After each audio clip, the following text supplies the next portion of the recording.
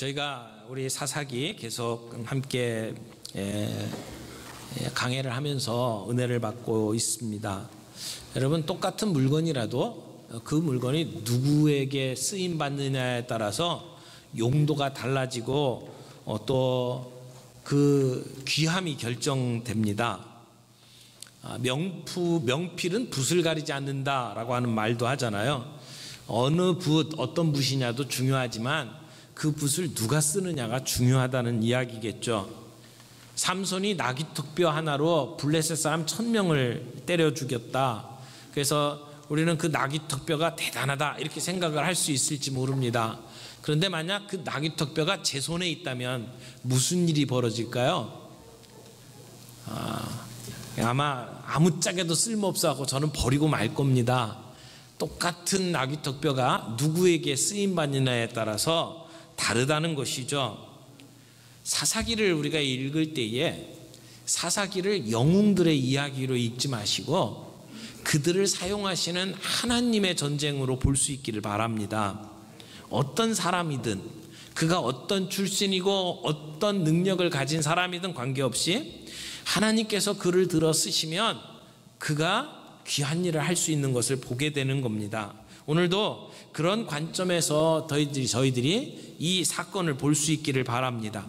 사사기는 동일한 패턴이 계속 반복되는 구조를 가지고 있다, 그렇게 말씀을 드렸어요. 그래서 사사기는 나선형 구조다, 이렇게 뱅글뱅글 돌아가는데 점점 악화되는 그런 구조를 가지고 있다라고 말씀을 드렸죠.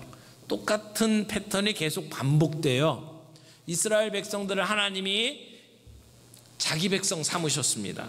그래서 하나님이 그들을 구원하시고 그들에게 놀라운 일들을 베푸셨는데 그 일을 까마득하게 잊어버리고 하나님을 알지 못하는 세대가 등장하게 되면 그들은 하나님을 버리고 우상을 섬기는 일을 선택하게 되죠.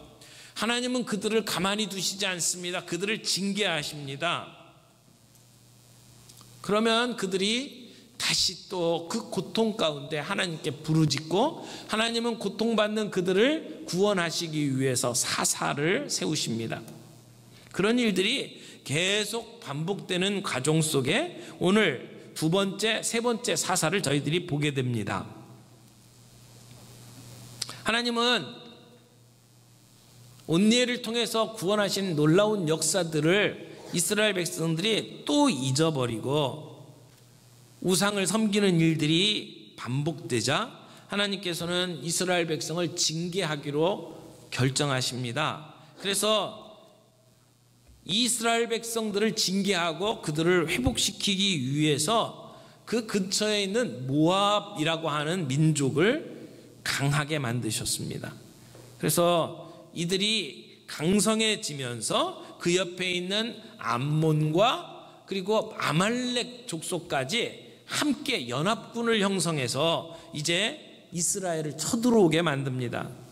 그 전쟁에서 이스라엘은 대패하고 그들이 가나안에 들어올 때에 제일 먼저 점령했던 여리고, 그 땅을 모압에게 빼앗기게 됩니다.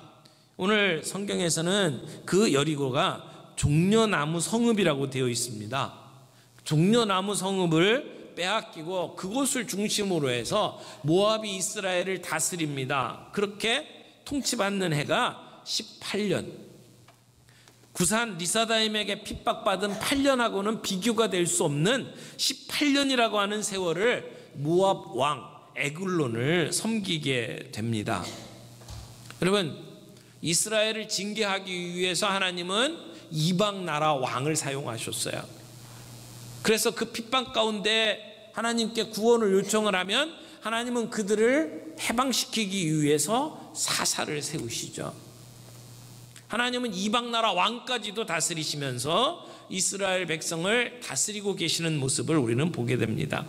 자, 오늘 이 본문 가운데 세 가지 관점을 좀 이야기를 하죠. 첫 번째는 이 모압 왕과 에훗이 비교가 됩니다. 어떻게 비교가 됩니까? 비둔한 모압 왕 에글론과 왼손잡이 사사 에훗이 비교가 되는 모습을 봅니다. 먼저 형벌의 수단으로서, 징계의 수단으로서 사용하셨던 이방 왕 에글론을 좀 보길 바랍니다.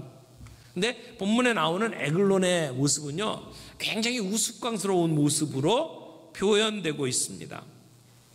마치 만화의 어떤 캐릭터를 보는 것 같은 느낌이 들어요. 여기 보면 이 에글론이라고 하는 사람의 이름 뜻이 뭐냐면은요, 그 이름 뜻이요, 통통한 작은 황소라는 뜻이에요. 에글론이라는 말이. 그러니까 작은 황소인데 굉장히 뚱뚱한, 그러니까 요즘 그 우리 표현으로는 이렇게 몸이 비둘한 사람을 가리켜서 뭐 뚱땡이 뭐 이렇게 표현하는 그런 느낌으로 이 사람의 이름을 소개를 하고 있는 겁니다. 근데 이 사람은 굉장히 탐욕스러운 사람이에요. 그리고 아첨에 마음을 휘둘리는 그러한 사람이었습니다. 18년이나 이스라엘을 통치하는 사람 치고는 표현이 별로 이렇게 좀 썩 마음에 들지는 않습니다. 근데 이런 모습을 보면 그 사람의 이름을 통해서 그 사람은 굉장히 탐욕스러운 사람이구나. 그러니까 에훗이 은밀한 말을 고하겠다고 할 때에 이 에훗을 통해서 뭔가 얻을 수 있겠다라고 생각을 하고 사람들을 물리고 그 사람 이야기에 귀를 기울일 수 있을 정도로 그는 탐욕이 강했던 사람이에요. 동시에 에훗이 단검을 가지고 그를 찌를 때에 몸이 비둔해서 움직일 수가 없어서 칼날을 피하지 못했던 그러한 모습으로 지금 이 사람을 소개를 하고 있습니다. 사사기 저자는 에글론이 매우 몸이 비대한 그러한 모습을 소개를 하면서 그게 그 사람의 능력으로는 도무지 이스라엘을 정복할 인물이 못 되는데 하나님께서 이스라엘을 징계하기 위해서 잠시 동안 그를 사용했을 뿐이다.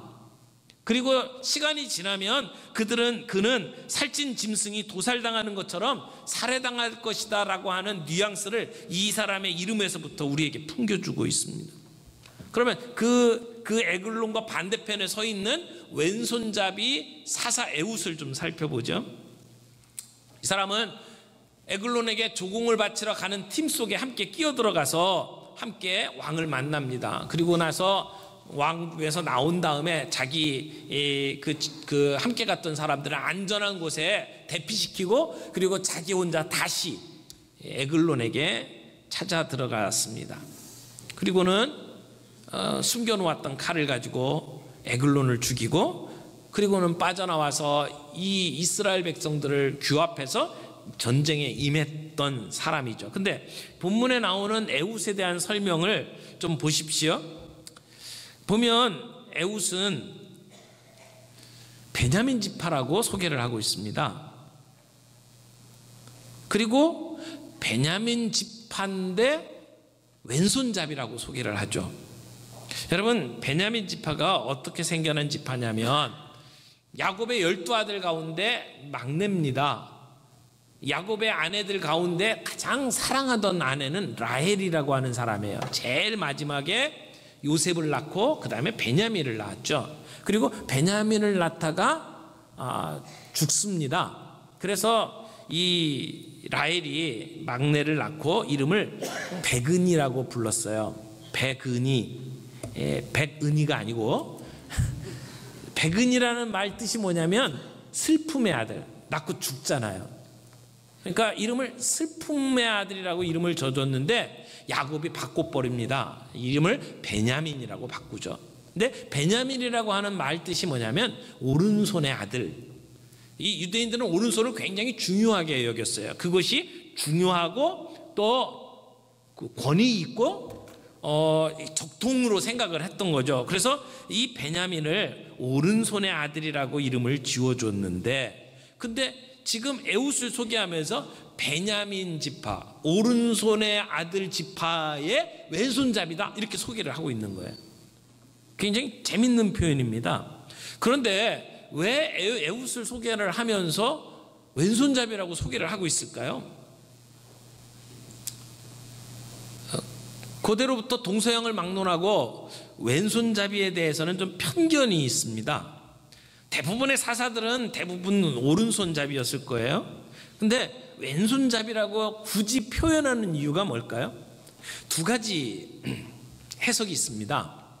하나는 왼손잡이라고 하는 이 표현을 보게 되면 이게 그냥 우리가 쓰는 왼손잡이 이런 표현이 아니고요. 이 내용을 보게 되면 오른손을 사용하지 않는 에훗 이렇게 소개를 하고 있어요. 문자적으로 보게 되면. 그러니까 오른손을 사용하지 못하는 사람이다라고 하는 것을 봐서는 오른손이 불구였을 거다 이렇게 생각하는 사람들이 있어요. 그래서 어떤 분들은 이 오른손이 에웃의 오른손이 조막손이었을 거다. 이렇게 보통 사람의 손보다 훨씬 작은 손. 그래서 오른손으로는 뭘 할 수가 없고 왼손으로 잘하는 사람 이렇게 해석을 하기도 합니다. 그렇게 볼 수 있는 근거가 에글론에게 찾아갔을 때에 이 에글론이 마음을 엽니다. 이렇게 두려움을 가지고 좀 그 사람을 경계하지 않아요. 근데 이유가 약점이 있기 때문에 그에게 마음을 열고 그냥 순순하게 그를 받아들이고 그의 이야기에 귀를 기울인 것이 아니었을까라고 생각을 할 수 있다라는 거죠. 그런데 어떤 사람들은 또 이 본문을 이해할 때 그저 단순히 이게 왼손을 잘 쓰는 사람, 오른손보다 왼손을 잘 쓰는 사람, 이게 우리가 그런 사람들을 가리켜서 사우스포라고 하는 얘기를 하죠. 야구에서 생겨난 이름이라고 그러더라고요. 사우스포. 그러니까 그 야구 선수들이 보통 오른손으로 이렇게 공을 던지게 되면 이렇게 그 포수를 바라보고 이렇게 던지게 되면 몸이 이쪽으로 향하잖아요. 보통 그게 보통은 북쪽이래요. 그런데 이게 왼손잡이로 이렇게 서가지고 던지게 되면 이게 몸이 어느 쪽으로 가는 거예요? 남쪽을 보죠. 그래서 그때 그 사람들을 가리켜서 사우스포라고 이름을 붙이기를 시작을 했죠. 그래서 이 공이 오른쪽으로 나가냐 왼쪽으로 나가냐에 따라서 구질이 굉장히 달라지기 때문에 왼손잡이 투수들을 굉장히 귀하게 여깁니다.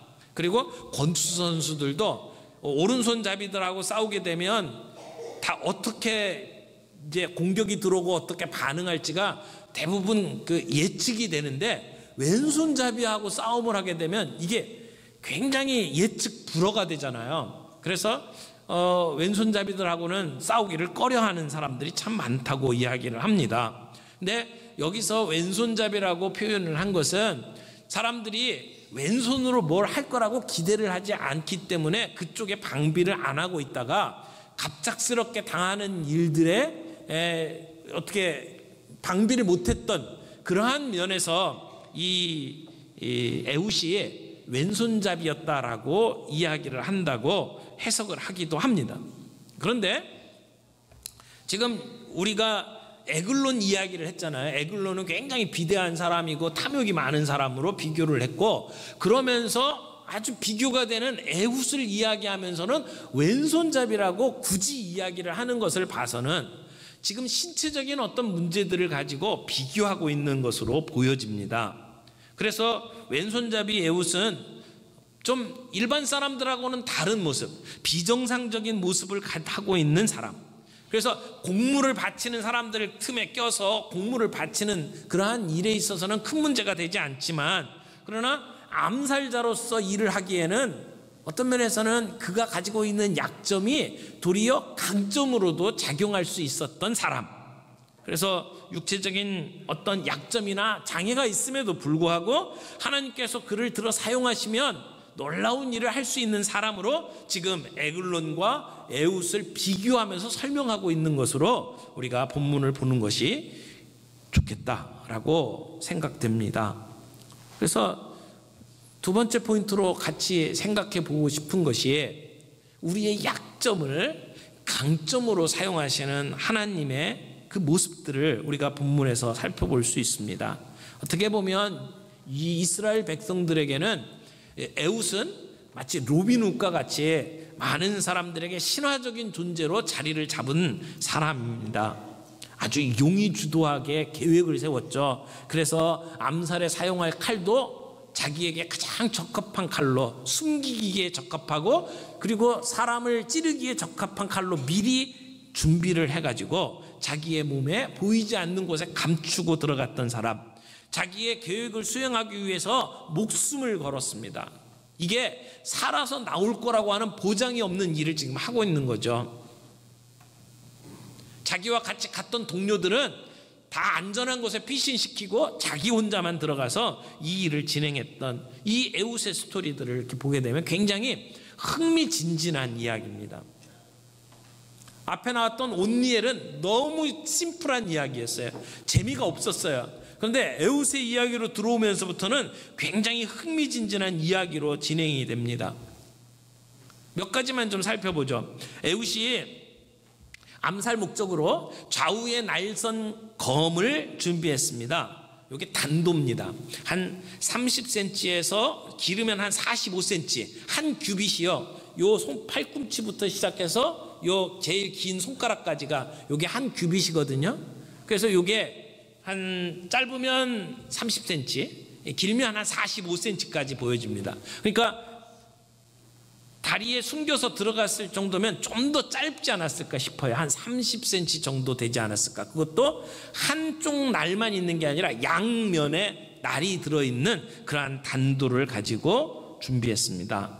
그리고는 그것을 왼쪽 오른쪽 허벅지에다 그리고 보이지 않는 곳에다가 숨겼죠. 대부분의 사람들에겐 칼이 있다면 어디에 있어요? 왼쪽에 있죠. 이렇게 칼을 쓰니까. 그렇죠? 근데 이쪽은 생각을 못했을 거예요. 사람들이 수색을 해도 그쪽은 생각을 못했을 겁니다. 그쪽에 칼을 숨기고 들어갔습니다. 그래서 동료들과 함께 공물을 바치고 나왔어요.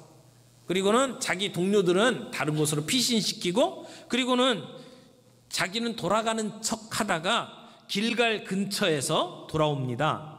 오늘 본문에 보니까 여기 에웃이 공물을 마치고 바치기를 마친 후에 19절에 길갈 근처 돌 뜨는 곳에서부터 돌아왔다, 이렇게 이야기를 하죠. 이 돌 뜨는 곳이 어딜까요? 이것도 몇 가지 의견이 분분하긴 한데 가장 신빙성 있는 이야기는 이 돌 뜨는 곳이 우상이 세워진 곳이다 라고 봅니다. 그래서 그 요단강 여리고 근처에 길갈이라고 하는 곳에 이 우상들이 있는 곳까지 가서 거기서 돌아왔다, 이렇게 볼 수 있겠죠. 그래서 에웃은 돌아온 다음에 에웃의 그 에글론에게 가가지고 내가 왕에게 은밀하게 아를 말씀이 있습니다. 그래서 독대를 청합니다. 그래서 이 에글론은 에웃을 독대를 합니다. 어디에서 만났습니까? 보니까 에웃이 그에게로 들어갔을 때에 서늘한 다락방에 홀로 앉아 있었다고 이야기를 하죠. 20절에 나오잖아요. 여기 다락방이라고 하는 표현을 우리가 많이 오해합니다. 왜냐하면 한국에서의 다락방은 대개 저 어렸을 때 다락방 그러면은요, 부엌 위에다가 2층을 만들어 놓고 안방에서 이렇게 계단 타고 올라가면 이렇게 좁게 있는 방, 그걸 다락방이라고 그랬거든요. 그래서 우리는 다락방 그러면 몇 명 못 들어가는 조그만 이렇게 그 공간을 생각을 하는데, 근데 이 사람들이 사용하는 다락방이라고 표현된 곳은 2층 집이 훨씬 더 정확한 표현이라고 생각을 해요. 그래서 예수님이 모였던, 제자들과 함께 모였던 다락방, 그런 장소를 이제 성지 가서 보게 되면 그냥 2층 집이에요. 굉장히 넓어요. 뭐 아치가 돼 있고 막 이렇게 굉장히 높은 그런 넓은 공간 2층 집을 이야기를 하거든요. 근데 그것을 다락방이라고 표현을 해버리니까 굉장히 좁은 것처럼 느껴지죠. 근데 이 사람들의 가옥 구조가 이제 1층을 짓고 슬라브처럼 이렇게 집을 지어요. 그래서 2층에도 뭔가를 올릴 수가 있습니다. 그래서 2층에다가 대부분이 이렇게 집을 짓고 통풍이 잘 되도록 이렇게 창문을 여러 군데 내고 그렇게 해서 사용을 해옵니다. 근데 아마 에글론에 있던 그 집도 1층에는 집무실이 있었을 것이고 2층에는 자기 혼자서 쉬고 싶을 때 사용하는 자기만의 공간, 서늘한 공간이 있었던 것 같습니다. 그래서 에웃이 그곳에 가서 에글론을 만납니다. 그런데 21절 보세요. 에훗이 왼손을 뻗쳐 그의 오른쪽 허벅지 위에서 칼을 빼어 왕의 몸을 찌르매 조용히 할 말이 있는 것처럼 이야기를 하다가 칼을 꺼내서 찌릅니다. 그래서 어떻게 돼요? 22절 칼자루도 나를 따라 들어가서 칼자루까지 뱃속으로 들어갔다고 이야기를 해요. 그리고 그 끝이 등 뒤까지 나갔고 그가 칼을 그의 몸에서 빼내지 아니하였으므로 기름이 칼날에 엉겼더라, 이렇게 표현을 하고 있습니다. 이스라엘의 관점에서 보면 그들은 그 백성들에게 해방을 가져다 준 분명한 영웅입니다. 그렇지만 그가 해방을 가져오기 위해서 사용했던 방법을 보게 되면 좀 윤리적으로 문제가 있는 부분들이 있지 않습니까? 하나님께서는 사람들을 사용하실 때 인간적으로 우리가 보기에는 약점처럼 보이는 것도 하나님은 사용하신다는 것입니다. 하나님은 장애를 가진 사람도 사용하셔서 승리를 거두게 만드시는 모습을 오늘 봅니다. 육체적인 한계를 가지고 있지만 하나님을 신뢰하고 그분 앞에 맡기면 전쟁에서 이기는 모습을 보게 된다는 것입니다. 여기까지가 에훗의 이야기입니다. 우리를 보면 우리는 왼손잡이일 수도 있고 소모는 막대기를 가진 사람일 수도 있습니다. 그러나 하나님의 손에 붙들리면 하나님은 우리를 통해서 이스라엘을 구원하는 일들을 이루신다는 것입니다. 그러므로 우리가 가지고 있는 것이 무엇이든지 우리 자신을 주님께 맡기기만 하면 하나님은 우리를 통해서 놀라운 역사를 하신다는 겁니다. 혹시 우리 가운데 내가 금수저인지 은수저인지 흙수저인지 따져보면서 왜 나는 가진 게 없고 나는 배경이 없고 왜 나에게는 하나님이 이렇게 형편없게 만드셨느냐고 타박하면서 주저앉아 있지는 않습니까? 우리는 하나님의 전쟁에 부름받은 용사입니다. 그런데 전쟁할 생각을 안 하고 무기 타령하고 있고 환경 타령하고 배경 타령하면서 그저 주저앉아 있지는 않느냐는 겁니다.